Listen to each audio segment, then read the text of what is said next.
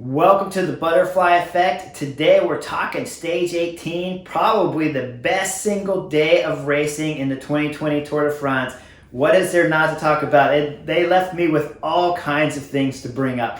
Let's start, of course, from the beginning of the race. As everybody knew, it was the last chance to get in the breakaway and win a stage.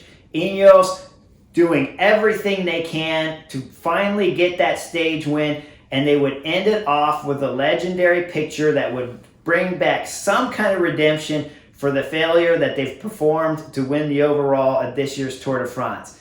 You gotta give your hats off to how difficult it had to be in the breakaway. At points in times, there's 30 and 40 riders up the group. Ineos was always in control of the breakaway.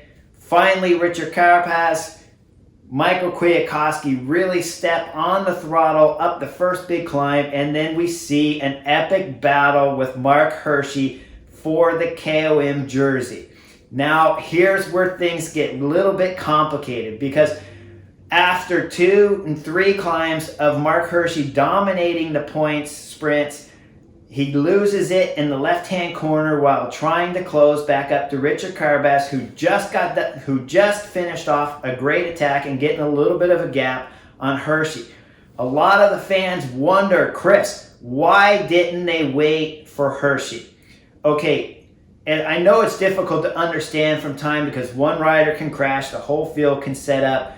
But when you're attacking downhill, the point to attacking downhill is to push a rider behind to either not be able to keep up with you or take risk, hit the brakes, overshoot a turn. You don't ever want somebody to get hurt, but if they crash, that's their own fault. That is how the racers are thinking when they're on purposely trying to drop you on a descent. Now, Hirshi had done the same tactic many times throughout this Tour de France already, where you had seen him push the pace on all of the descents with the hopes that the group behind would have to go slower and he would gain time. You saw him on his solo long breakaway, I believe it was earlier in the Tour de France around stage 9, where he was literally doing that and gaining minutes on everyone on the descents. Well, here the tables got flipped. He made the small mistake of letting Carapaz go, and then you see him have a discussion with Michael Kwiatkowski. Well, Michael Kwiatkowski doesn't have to work, and so Mark Hirshi takes off, takes a big risk through the left-hand turn and crashes his bike.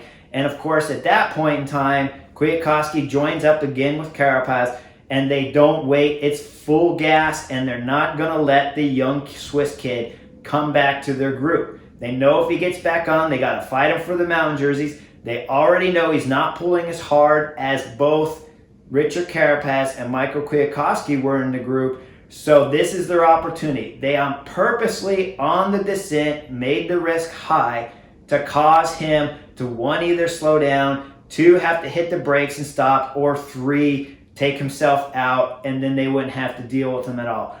So never are you going to see in the race where someone attacking on the descent is going to wait for someone else who crashes. That is the objective that they're trying to put, is make the race as dangerous as possible, and hopefully they can gain time. This particular moment, it came out in their favor, but the 2 Ineos riders had every right to make it to the finish. Now, the other butterfly effect here, which is so awesome, they gave me so much to talk about with Primoz Roglic. We're talking about the yellow jersey race leader at this year's Tour de France. He was incredibly strong. Nothing you could ever say about his fitness, his form, his absolute dominance on the race. But what you can say and see clearly was the mistakes he was making at the finish of the race. When they started the last categorized climb, you saw Mikel Landa really devastate the group. And then later you see the young Slovenian, Tadej Pogačar, put in another attack. But the mistakes start coming when Primoz Roglic takes the front on the climb, and he's already lost Wout van Aert. He's lost Tom Dumoulin already at the back. At this point in time, there is no reason to make the race faster and harder than it needs to be. And Primoz Roglic had things under control. Folks, you ride as slow as you can. Then he goes to the front, he rides faster, he sends Sepp Kuss off the back, Even with Sepp off the back, he's still on the front. The two are chasing each other here. The other two are back here sitting on Richie Porte's group. They're not working back there, but they're still not where they need to be. And Primoz is on the front where he doesn't need to be. He takes the descent wickedly fast and dangerous. If he goes off the corner and breaks his arm, breaks his leg, he loses this Tour de France on nothing other than stupidity. There's no other way to put it. There's no reason for you to have the front on the descent. If you go back and watch the Tour de France's in years past, I'll talk about the Yoshiba Boloki crash.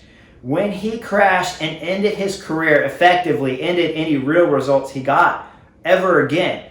When Yoshiba Boloki crashed with Lance Armstrong on his wheel, I have one question. He should have never been on the front to begin with.